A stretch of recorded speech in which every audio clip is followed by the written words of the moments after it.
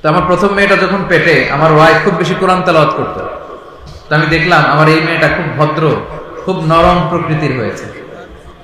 আর আমার দ্বিতীয় মেয়েটা যখন পেটে, তখন আমার ওয়াইফের ডাক্তারের ইন্টার্নশিপ এরকম ক্লাস নেওয়ার কাজ ছিল, সারাদিন বেরোয়া লাগতো, আসা লাগতো, দৌড়াদৌড়ি। দেখছি আমার দ্বিতীয় মেয়েটা খুব অস্থির হয়েছে। তার মানে মা যখন বাচ্চাকে পেটে ধারণ করে, তখন মা যেই পরিবেশে তার সময় কাটায়, তার একটা প্রভাব বাচ্চার জীবনে আছে না? আপনি যদি কোরআন পড়েন, হাদিস পড়েন, বাচ্চা আল্লাহ আল্লাহ।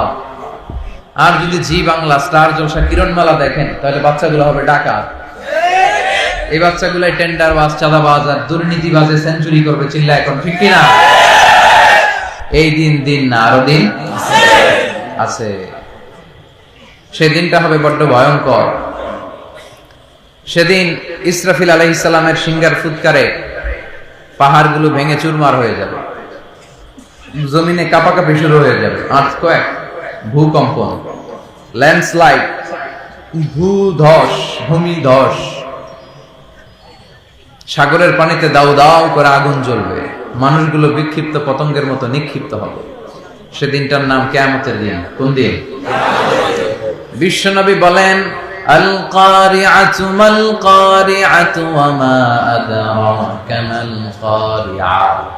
আবার মক্কাবাসীদের শোনালেন, ইযা যুলজিলাতিল আরদু জিলজালাহা ওয়া আখরাজাতিল আরদু আসফালাহা। সেদিন পৃথিবীতে ভাইব্রেশন হবে, প্রকম্পন হবে, জমিনের ভেতরের যত খনিজ পদার্থ আছে জমিন এটা বের করে দিবে, মানুষগুলো ছিটকে পড়বে, পাহাড়গুলো ভেঙে দুমড়ে মুচড়ে মানুষের উপরে পড়বে, পুরো পৃথিবীটা মেসাকার হয়ে যায়। ওই দিনটার নাম কিয়ামতের দিন। কিসের দিন? বারবার মাক্কি জীবনে বিশ্বনবী যখন কিয়ামতের আয়াতগুলো প্রচার করতে লাগলেন, কাফির মুশরিকরা ভয় পেতে লাগলো। তারা বলল, এই মুহাম্মদের তো কোনোদিন মিথ্যা কথা বলতে শুনি নাই। তারাই বিশ্বনবীর নাম দিয়েছে as-সাদিক আল-আমিন, সত্যবাদী। তো এই মুহাম্মদ বারবার বলে কিয়ামত নাকি হবে, কিয়ামত নাকি হবে। এই মুহাম্মদ তো কখনো মিথ্যা বলে না। মুহাম্মদ যে কিয়ামতের কথা বলে, এটা যদি সত্যি হয়, এটা যদি সত্যি হয়, ভয় ঢুকছে। বিশ্বনবীর এবার যে জিজ্ঞেস করে, মুহাম্মদ কিয়ামত কবে হবে, মাতা সাআ, তখন আল্লাহ এই আয়াত নাযিল করলেন। সুবহানাল্লাহ পড়ুন। يسألونك عن الساعة أيان مرساها فيما أنت من ذكراها إلى ربك منتهاها। ও নবী, লোকেরা আপনারা জিজ্ঞেস করে কিয়ামত কবে হবে, আপনি কেমন করে বলবেন কিয়ামত কবে হবে? কিয়ামত কবে হবে এটা কেউ জানে না, একজন ছাড়া, তিনি কে? আল্লাহ। আল্লাহ ছাড়া কেউ জানে না কিয়ামত কবে। এমনকি সাইয়েদনা জিবরাইল আলাইহিস সালামও জানে। উনি বিশ্বনবীরে বললেন, ইয়া রাসূলুল্লাহ মাতা সাআ, কিয়ামত কবে হবে? বিশ্বনবী বললেন, মাল মাসউলু আনহা বিআ'লামা মিনাস সাইল। যাকে প্রশ্ন করা হয়েছে সে প্রশ্নকারীর চেয়ে ভালো জানে না। মানে জিবরাইল, তুমি যেমনি জানো না, আমিও, তোমার যা দশা আমারও একই দশা। এটাতে বোঝা গেল সাইয়েদনা জিবরাইলও জানতেন না। এক সাহাবী বিশ্বনবীর প্রশ্ন করলো, ইয়া রাসূলুল্লাহ মাতা সাআ, কিয়ামত কবে হবে? বিশ্বনবী বললেন, ওয়া মাযা আ'দাততা লিস-সাআ। ও সাহাবী, কিয়ামত কবে হবে জানার জন্য এত পাগল, কিয়ামতের জন্য কি প্রস্তুত করেছো? সাহাবী বলে, মা আ'দাততু লাহা শাইআন, আমি কিছুই প্রস্তুত করি নাই, ইল্লা আন্নী উহিব্বুল্লাহ ওয়া রাসূলুহু, শুধু আমি এতটুকু করেছি, আমি আমার আল্লাহ আর আল্লাহর রাসূলকে ভালোবাসি। বিশ্বনবী বললেন, ফা ইন্নাকা মা আমান আহবাবতা। ও সাহাবী, তুমি যাদেরকে ভালোবাসো জান্নাতে তুমি তাদের সাথেই থাকবা। এই কথাগুলো থেকে বোঝা গেল কিয়ামত হবেই, এতে কোনো সন্দেহ নাই। আছে? কথা বলেন। পৃথিবীর কোন শক্তি, পরাশক্তি, মহাশক্তি এই কিয়ামতকে আটকায় রাখতে পারবে? কোন দেশের প্রধানমন্ত্রী, প্রেসিডেন্ট, সেনা প্রধান, র্যাবের প্রধান, বিডিআর প্রধান, Donald Trump, Barack Obama, George W Bush, Narendra Modi, পৃথিবীর সব নেতা খেতারা চাইলে এই কিয়ামতকে আটকায় দিতে পারবে? হবেই। ইন্না সাআতা লাআতিয়াতুন লা রাইবা ফিহা ওয়ালাকিন্না আকসারান নাস লা ইউমিনুন। এই কিয়ামত হবেই, তবে অনেকেই বিশ্বাস করে। তাহলে প্রথমে পাইলাম কিয়ামত হবে, এটা সুনিশ্চিত। 2 নম্বরে পাইলাম কবে হবে এটা জানে শুধু একজন, তিনি কে? আল্লাহ। 3 নম্বরে পাইলাম এটা বিশ্বনবীও জানে না কবে হবে, সাইয়েদনা জিবরাইলও জানতেন না। তবে হ্যাঁ, বিশ্বনবী আমাদের সাথে কিছু সিমটম শেয়ার করেছেন এবং বলেছেন শেষকালে সমাজে, দেশে দেশে, পরিবারগুলোতে এমন এমন কিছু জিনিস দেখা যাবে, এগুলো যখন তোমরা দেখতে পাবে তখন তোমরা বুঝে নিবে কিয়ামত হতে বেশি দেরি নাই, কিয়ামত একেবারে কাছে। সুবহানাল্লাহ পড়বেন না? আমরা সমাজে অনেক অসঙ্গতি দেখলে বলি কিয়ামতের আলামত। যেমন অনেক বাচ্চা আমি দেখেছি জন্মেছে, বাচ্চা একটা, বাচ্চার মাথা দুইটা, আছে না নাই? গরুর পা হওয়া দরকার 4টা, দেখলাম এক গরুর পা 2টা, ওটা দাঁড়াইতেও পারে না, বসতেও পারে না। এগুলো দেখলে আমরা বলে ফেলি এগুলো কিয়ামতের আলামত, বলি না? তো এগুলো তো আমাদের বলা, কিন্তু বিশ্বনবী কিয়ামতের আলামতের ব্যাপারে কিছু সাইন আমাদেরকে জানিয়ে গিয়েছেন। এবং যেহেতু আমরা একেবারে শেষ জামানায় আছি, এই বিষয়গুলো সম্পর্কে আমাদের জানা থাকা দরকার আছে না নাই? আসেন, কি কি জিনিস সমাজে দেখা গেলে কিয়ামত হবে, আজকে এই বিষয় সম্পর্কে আমরা জানি ইনশাআল্লাহ। বিশ্বনবী বললেন কিয়ামতের সর্বপ্রথম আলামত হচ্ছে আমি বিশ্বনবীর আগমন। শেষ নবীর আগমন মানে আর কোন নবী নাই, আছে? আর কোন নবী নাই। বিশ্বনবী বলতেন বুইসতু আনা ওয়া সাআতু কাহাতাইন, আমি এবং কিয়ামত এরকম পিঠাপিঠি নাজিল হয়েছে। এই আঙ্গুল আর এই আঙ্গুল, সাব্বাবা আর বুসতা, এই দুইটার মাঝখানে যেমনি তেমন কোনো ব্যবধান নাই। বিশ্বনবী বলতেন আমি আর কিয়ামতের মাঝখানেও তেমন কোনো ব্যবধান নাই। তারপরেও তো ১৫০০ বছর চলে গেল, এখনো কিয়ামত হয়েছে? তার মানে কবে যে হবে জানে কে? চিল্লায় বলেন না, জানে কে? তাহলে কিয়ামতের প্রথম আলামত হচ্ছে বিশ্বনবীর আগমন। প্রথম আলামত এটা পাওয়া গেছে কি যায় নাই? প্রথম আলামত পাওয়া গেছে। এরপরে বিশ্বনবী বলেছেন যুহুরুল ফিতান বিআনওয়াইহা, সমাজে নানা ধরনের ফিতনা বেড়ে যাবে। কিয়ামতের 2 নম্বর আলামত। এই সমাজে ফিতনা আছে না নাই? আপনাদের রাজনগরে নাই? কি ফিতনা আছে? কোক্কা, মাতুক্কা, আপনারা বলেন না মাতুক্কা? তো সিলেটের ভাষা অনেক মজার ভাষা। আমি মাঝখানে এক জায়গায় নামাজ পড়তেছিলাম মসজিদে, একজন আমার বলছে হুজুর আমি আপনারা অনেক বালা পাই, অনেক বালা পাই। আমি কি আমিও তোমারে বালা পাই?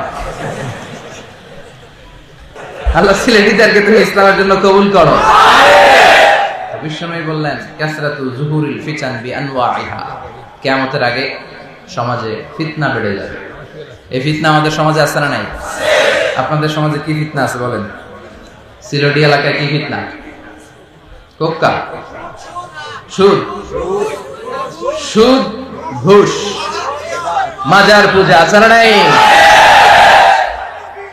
বন্ড পীরের আস্তানা আছে না নাই? আর কি আছে? মাতুক্কা, মাদক, ইয়াবা, গাজা, খাজা, ফেন্সিডিল, ম্যারিজুয়ানা আছে না নাই? আর যৌতুক, হ্যাঁ যৌতুক খাননি আপনারা? হ্যাঁ, হায় হায়। আর কি আছে ফিতনা?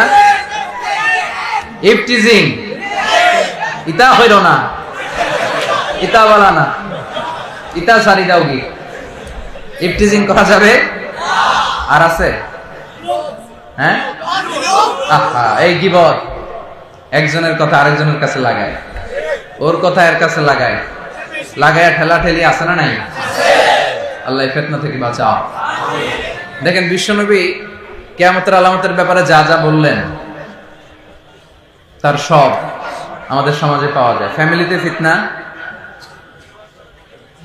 সমাজে ফিতনা, রাষ্ট্রীয় ফিতনা, নারী ঘটিত ফিতনা আছে না নাই? গার্লফ্রেন্ড বয়ফ্রেন্ড আছে না নাই? রাজনগরে আছে? আবার কইতাছে আছে। কি খুশি! এগুলো ফিতনা যুবক ভাইরা, এগুলো করো না। আর মুরব্বীদের বলবো বিয়েটারে সহজ করে দেন। এই গার্লফ্রেন্ড বয়ফ্রেন্ড ইফটিজিং ভালোবাসা এগুলো কমে যাবে। হারাম ভালোবাসাকে ইসলাম সাপোর্ট করে না। ইসলাম সাপোর্ট করে বিয়ের পরের ভালোবাসা। বিয়ের পরে তোমার বউরে লাইয়া কক্সবাজার যাওকা, গুরুক্কা খক্কা, কোনো সমস্যা? দেখেন স্ত্রীর হাতের সাথে আপনার হাত মিলালে 2 হাতের সগীরা গুনাহ মাফ করে দিবে কি? স্ত্রীর চেহারার দিকে ভালোবাসার নজরে তাকান, সওয়াব আছে না নাই? স্ত্রীকে যদি ফুল কিনে দেন, সওয়াব আছে না নাই? স্ত্রীকে যদি গান শোনান,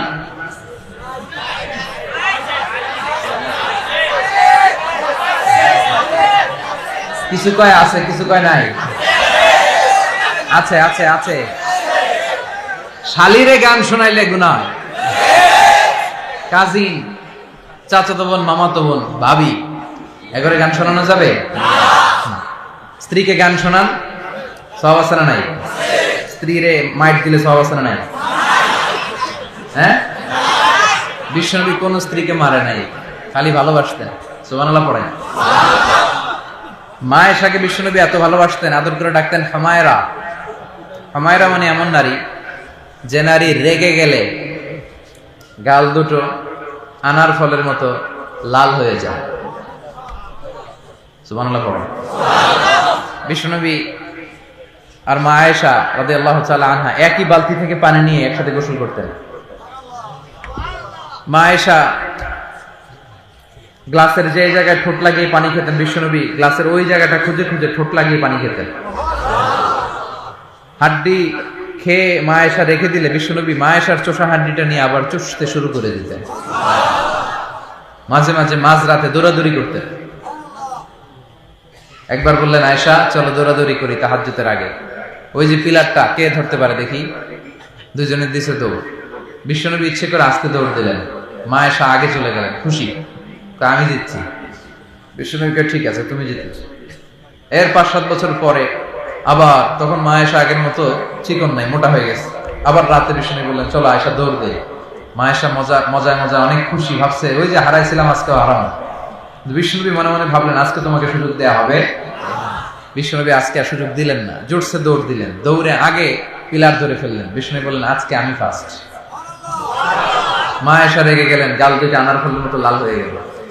বিশ্বনবী ডাকলেন, ইয়া হামায়রা, ও আমার লাল সুন্দরী বউ, ও আমার লালি বউ। সুবহানাল্লাহ পড়েন। কি ভালোবাসা। বললেন, ইয়া আয়েশু হাযিহি সাবকাতু বিতিলকা, ওই যে 5-7 বছর আগে তুমি আমাকে হারাই দিছিলে, আজকে তোমারে হারাই ওটার প্রতিশোধ নিয়ে নিলাম। কি ভালোবাসা। সুবহানাল্লাহ পড়েন। এজন্য স্ত্রীকে ভালোবাসার গান শোনালেও সওয়াব হয়। তো এইভাবে ফিতনা শুরু হয়ে গেছে, গার্লফ্রেন্ড বয়ফ্রেন্ডের ফিতনা, ইফতিজিং এর ফিতনা, পরকীয়ার ফিতনা। আছে না নাই? হাজবেন্ড চলে যায় বিদেশ, এদিকে বউ থাকে না। কথা কন।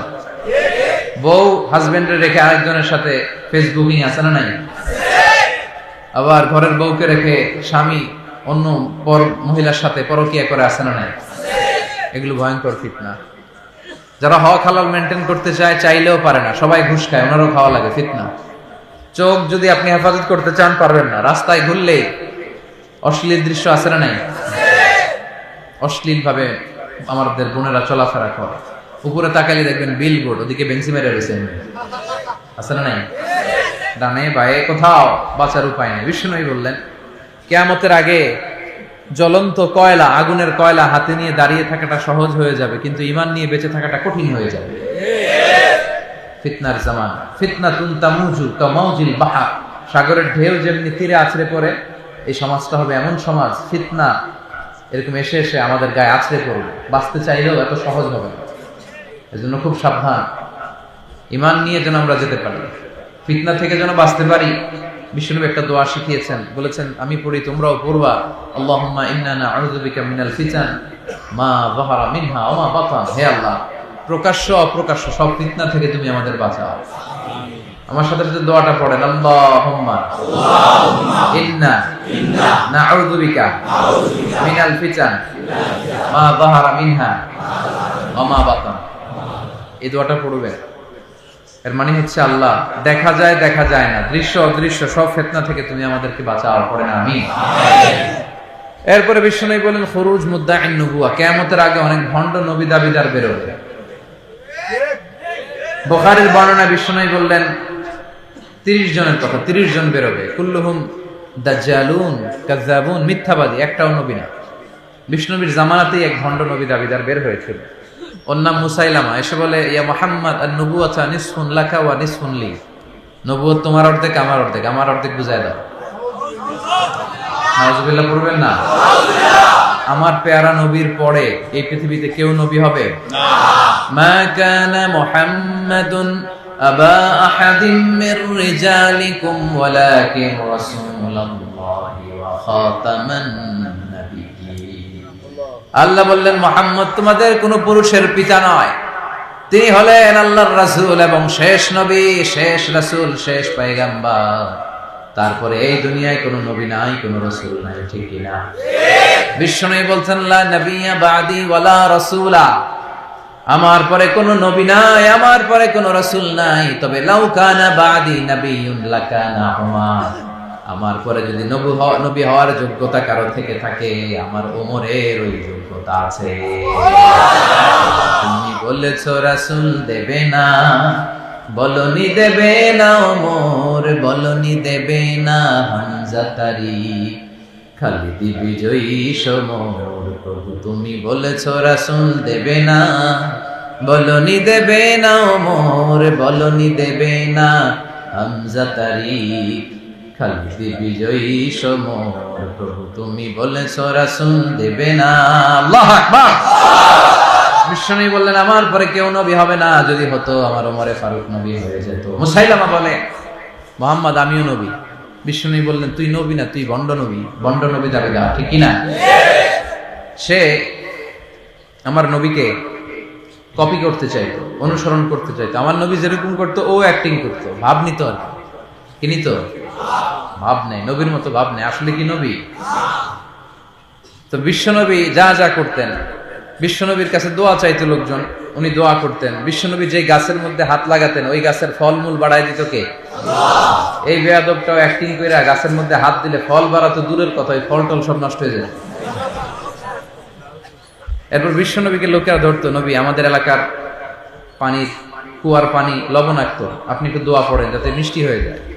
বিশ্বনবী যে অজু করে এক কুলি অজুর পানি কুয়ার মধ্যে ফেলতেন, মুহূর্তের মধ্যে লোনা পানির কুয়া মিঠা পানির কুয়ায় পরিণত হতো।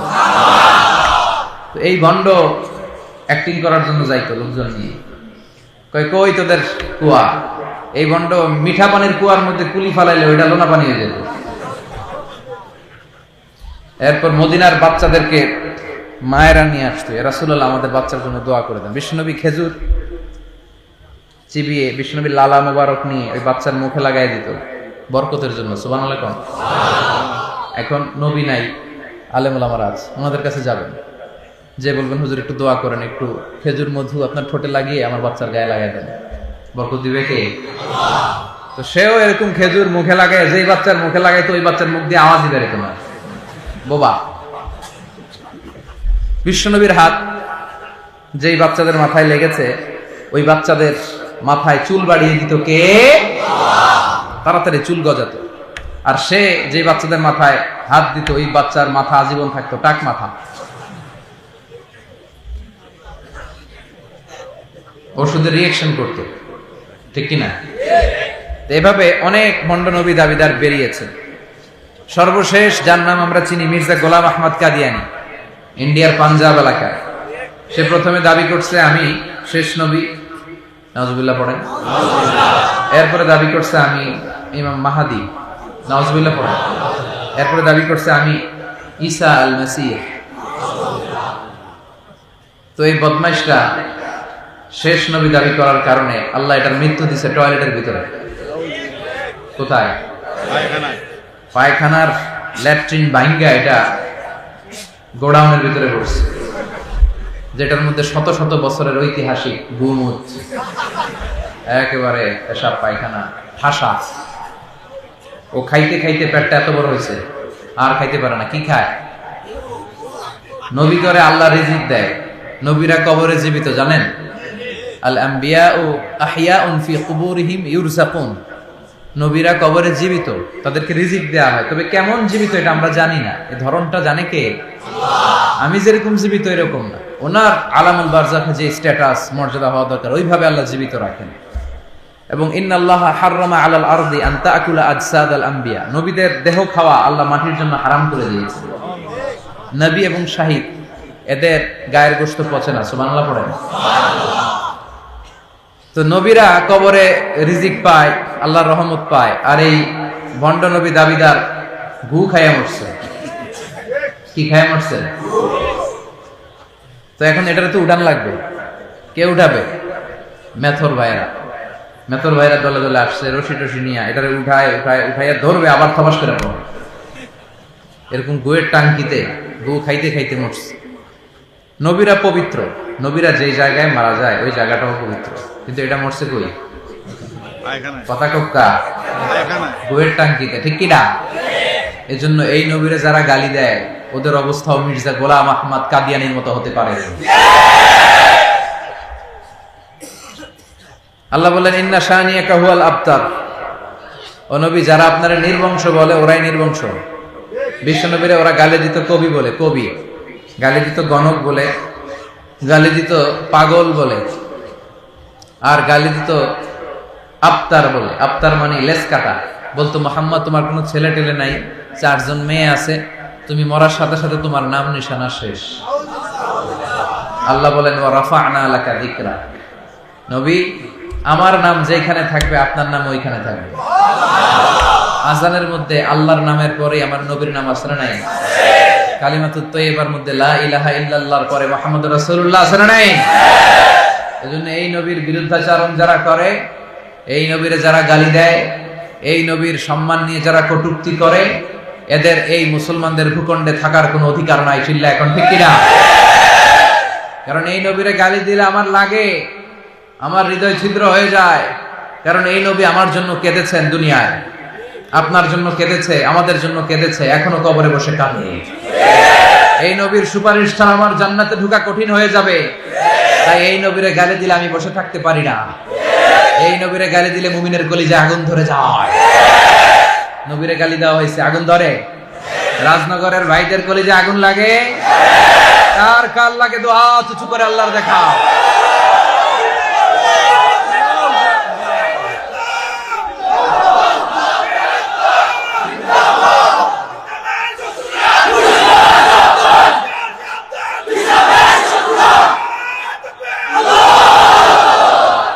আল্লাহ বলেন যারা আপনারে লেস কাটা বলে গালি দেয়, নির্বংশ বলে গালি দেয়, ওদের 14 গোষ্ঠী আমি নির্বংশ করে ছাড়বো। ওদেরকে আল্লাহ নির্বংশ বলে গালি দিয়েছে। ইন্না শানিয়াকা হুয়াল আবতার। ও নবী, যারা আপনারে বলে লেস কাটা, আসলে ওরাই লেস কাটা। কথা বলেন? ওদেরকে আমি দুনিয়াতেও অপমান করব, জাহান্নামের আগুনেও জ্বালাবো। চিল্লায় বলেন ঠিক কিনা? এই মির্জা গোলাম আহমদ কাদিয়ানির দলবল বাংলাদেশে আছে, আরো শক্তিশালী হচ্ছে। কিছু গোষ্ঠীর মদত পুষ্ট হয়ে এরা আরো মাথা চারা দিয়ে উঠছে। এরা আমাদের সরল ধর্মপ্রাণ ভাই বোনদের মনের ভেতরে বিভ্রান্তি ছড়াচ্ছে। আমরা আগেও বলেছি, এখনো বলি, রাষ্ট্রীয়ভাবে এদের আইডেন্টিটি ক্লিয়ার করা দরকার। এদেরকে রাষ্ট্রীয়ভাবে কাফের ঘোষণা দিতে হবে। চিল্লায় বলেন ঠিক কিনা? এই মির্জা গোলাম আহমদ কাদিয়ানির এই গ্রুপের সাথে মুসলমানের কোনো সম্পর্ক? সে শুধু 4টা অক্ষর মানে নাই কোরআনের। কয়টা? আরো জোরে কোন? খ আলিফ তামিম। খ আলিফ তামিম। মা কানা মুহাম্মাদুন আবা আহাদিন মির রিজালিকুম ওয়ালাকিন রাসূলুল্লাহি ওয়া খাতামুন নবিয়্যিন। খাতামটা মানে নাই। খাতাম মানে শেষ, যে নবীর পর আর নবী নাই। তো 4টা অক্ষর না মানার কারণে যদি কাফের হয়, আমরা যারা শত শত আয়াতরে মানি না, আমাদের অবস্থা কি? কথা কন। এজন্য কোরআনের সাথে সম্পর্ক বাড়ানোর দরকার আছে না নাই? আল্লাহ তুমি হেফাজত করো। এরপর বিশ্বনবী বললেন কাসরাতুল হারাজ, কিয়ামতের আগে হারাজ বেড়ে যাবে। সাহাবারা বললেন ওমাল হারাজ ইয়া রাসূলুল্লাহ, হে আল্লাহর রাসূল হারাজ কি? বিশ্বনবী বললেন হাযা হুয়াল হারাজ, এই যে হারাজ। কি বুঝলেন? কোপাকুপি আছে না নাই? বিশ্বনবী বললেন কিয়ামতের আগে অনেক হত্যাকারী কেন হত্যা করতেছে সে জানবে না। পোশাকি বাহিনী, রিভলভার, গুলি আছে ভিতরে, ঠুস। কেন মারলেন? কই উপরের অর্ডার আছে না নাই? অন্যায় ভাবে হত্যা, গুম এই দেশে চলে কি চলে না? দেখেন মিলে যায়, নবীর কথার সাথে মিলে যায়। আবার যে নিহত হলো ও যে কেন মরলো ওটা নিজেও জানে না। মানে মরার আগে আমি জেনে মরতে পারলাম না কোন দোষে আমি মরলাম। কথা বলেন? নালা, ডোবা, ক্ষেত, খামার, অনেক জায়গায় দেখা যায় হাত বাঁধা, পা বাঁধা, 3 দিন 4 দিন পরে লাশ ভেসে উঠেছে। আছে না নাই? এই যে অন্যায় ভাবে বিচার বহির্ভূত হত্যা, এগুলোর বিচার আছে না নাই? কিয়ামতের দিন দুইটা বিচার আল্লাহ করবে। হাক্কুল্লাহ, আল্লাহর যে বিচার, এটার প্রথম বিচার হচ্ছে সালাত। যারা সালাত পড়ে নাই তাদের বিচার, বেনামাজের বিচার। আর হাক্কুল ইবাদ, যারা বান্দার হক নষ্ট করছে, এটার প্রথম বিচার হবে রক্তের বিচার। কিসের বিচার? অন্যায়ভাবে রক্তপাত হয়েছে, এদের বিচার হবে। এই দুনিয়াতে আমরা বিচার পাই নাই, কিন্তু ওই দুনিয়ায় বিচার আছে না? We are waiting for that day. আমরা বিশ্বাস করি ওইটা হচ্ছে ইয়াউমুত তাগাবুন, ওইটা ফাইনাল খেলার দিন। কি খেলা?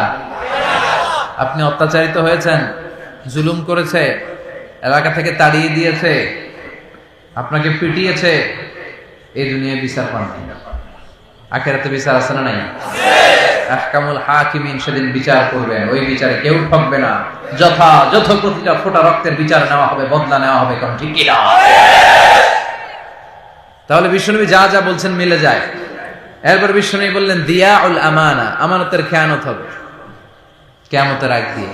মাতা সাআ, বিশ্বনবী বললেন ইদা দুইয়াতিল আমানা ফান্তাজিরিস সাআ, যখন আমানতের খেয়ানত হবে তখন কিয়ামত হবে। ও নবী, আমানতের খেয়ানত কখন হবে? বিশ্বনবী বললেন ইদা বুসিদাল আমরু ইলা গায়রি আহলিহি ফান্তাজিরিস সাআ, যে লোক যেই চেয়ারে বসার যোগ্য নয়, সে যখন ওই চেয়ারে বসে যাবে তখন কিয়ামতের আলামত শুরু হয়ে যাবে। আছে না নাই? ইমাম হওয়ার যোগ্যতা নাই, ইমাম হইছে। সভাপতি হওয়ার যোগ্যতা নাই, সভাপতি হইছে। এমপি হওয়ার যোগ্যতা নাই, এমপি হইছে। আছে না নাই? ঘুষ দিয়ে, ঘুষ খেয়ে চাকরি পাইছে। আছে না নাই? কোরআনের কথা বলবে, এই চেয়ারে বসতে হলে যোগ্যতা লাগবে, জ্ঞান লাগবে, আধ্যাত্মিকতা লাগবে, ডিগ্রি লাগবে। কিন্তু ডিগ্রি মিগ্রি ছাড়া এদিকে বসে খালি চিল্লায়। আছে না নাই? এগুলো কিয়ামতের আলামত। যেই চেয়ারে বসার যোগ্য নয়, তাকে যখন ওই চেয়ারে বসিয়ে দেওয়া হবে তখনই কিয়ামত হয়ে যাবে। চিৎকার করে বলেন ঠিক কিনা? এরপরে বিশ্বনবী বললেন যুহুরুন নিসা আল কাসিয়াত আল আরিয়াত আল মাইলাত আল মুমিলাত, কিয়ামতের আগে পোশাক পরিহিতা উলঙ্গিনী নারী সমাজে বেড়ে যাবে। রাজনগরে মাশাআল্লাহ, আশা করি আপনাদের মায়েরা বোনেরা পর্দার সাথেই চলে। হ্যাঁ, কানাইঘাটে আমার প্রোগ্রাম ছিল পরশু। কানাইঘাটে ফজরের পরে বেরোলাম, দেখলাম সবগুলো মেয়ে বোরকা পরা। আমি বুঝলাম না ওই এলাকাটা কি আলাদা? হ্যাঁ,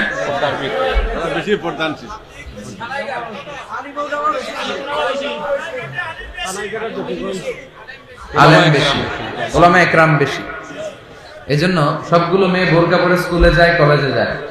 শুধু বোরকাই না, আবার প্রত্যেকের হাতে সাথী। আলহামদুলিল্লাহ, মদিনার সমাজ। আমাদের প্রত্যেকটা জেলায় জেলায়, থানায় থানায় এরকম পরিবেশ হোক, আমরা চাই কি চাই না? আমি অবাক হলাম, দেখি রৌদ্রও নেই, বৃষ্টিও নেই, এরপরও সাথে। জিজ্ঞেস করলাম হুজুর, বোরকার পরেও যাতে কেউ টেন না পায়, এটা কে হেঁটে যায়? হ্যাঁ, আর আমরা খালি খুঁজি আঁকা বাঁকা মেঠো পথে কোন রূপসী হেঁটে যায়। হ্যাঁ, আহা কি সুন্দর কানাইঘাটের মেয়েরা। আপনাদের রাজনগরের কি অবস্থা? হ্যাঁ, বালানি মোটামুটি। আসেন কানাইঘাটকে আমরা অনুসরণ করি। কানাইঘাটের মতো আমরা আমাদের থানাগুলোতে আমাদের মাদেরকে, বোনদেরকে এইভাবে বোরকা আর একটা ছাতি দিয়ে বের করি। বোরকা পরলে একটা মেয়ের মায়া লাগে না অনেক? কত ভদ্র মনে হয়, মনে হয় যেন জান্নাতের হুর করি। ভদ্র মনে হয়, কেউ তার ইফটিজিং করে না। এরা যে মায়ের জাত, এটা কেমন যেন ফুটে ওঠে, শ্রদ্ধায় মাথাটা নিচু হয়ে আসে। তো বিশ্বনবী বললেন কিয়ামতের আগে আল কাসিয়াত আল আরিয়াত আল মাইলাত আল মুমিলাত, নারীগুলো বোরকাও পরবে, কিন্তু টাইট ফিটিং বোরকা, উঁচু নিচু সব টের পাওয়া যাবে। আছে না নাই? আবার অনেক মায়েরা, নানীরা দেখি বোরকা পরে, ঢিলা ঢালা বোরকা, মাশাআল্লাহ, হাত মোজা, পা মোজা, কিন্তু পাশে নাতনি, নাতনি একেবারে দম্মা চলে দম।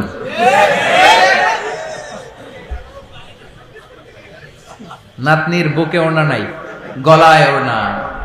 আছে না নাই?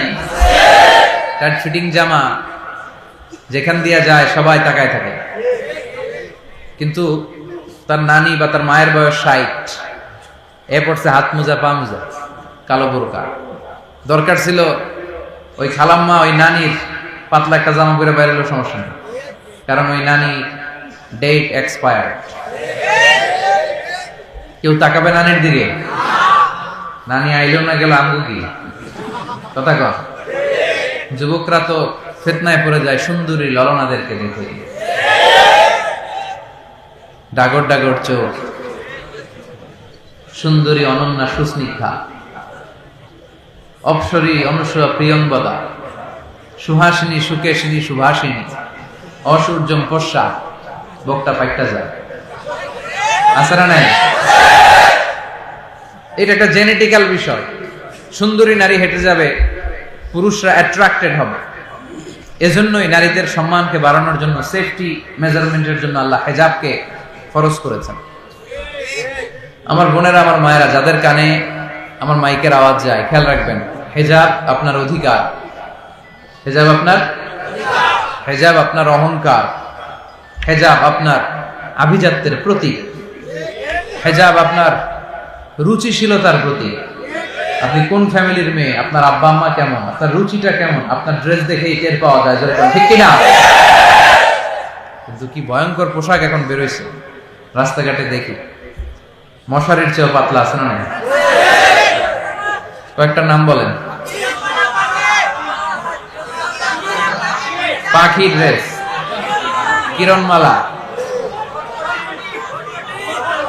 কটকটি, কটকটি, হ্যাঁ। তো এই যে এই অনেকগুলো আমি চিনিও না, নতুন আসছে হয়তো। আমি যতদূর জানি একটা পোশাক দিয়েও একটা নারীর হেজাব পর্দা পরিপূর্ণভাবে হয় না, যেরকম, ঠিক কিনা? বিশ্বনবী বললেন এদের উপদ্রব বেড়ে যাবে রাস্তাঘাটে। লা ইয়াদখুলনাল জান্নাতা ওয়া লা ইয়াজিদনা রিহাহা, তারা জান্নাতে তো ঢুকবেই না, জান্নাতের ঘ্রাণও এদের নাকে লাগবে না। আর 500 বছরের দূরের রাস্তা থেকে জান্নাতের ঘ্রাণ নাকে এসে ধাক্কা দেয়। এখান থেকে জান্নাতে পৌঁছতে আরো 500 বছরের রাস্তা, এত দূরে থাকতেই জান্নাতের সুঘ্রাণ এসে নাকে লাগবে, তারপরেও নাকি এরা জান্নাতের সুঘ্রাণ পাবে না। আমার মায়েরা, বোনেরা, আপনারা হিজাব করেন, আপনাদের সম্মান বাড়াই দিবে কে? আমি সব সময় বলি উদাহরণ হিসেবে যে নারীদের পেটগুলো হচ্ছে খনি, তেলের খনি, গ্যাসের খনি, যেরকম এর চেয়েও দামি।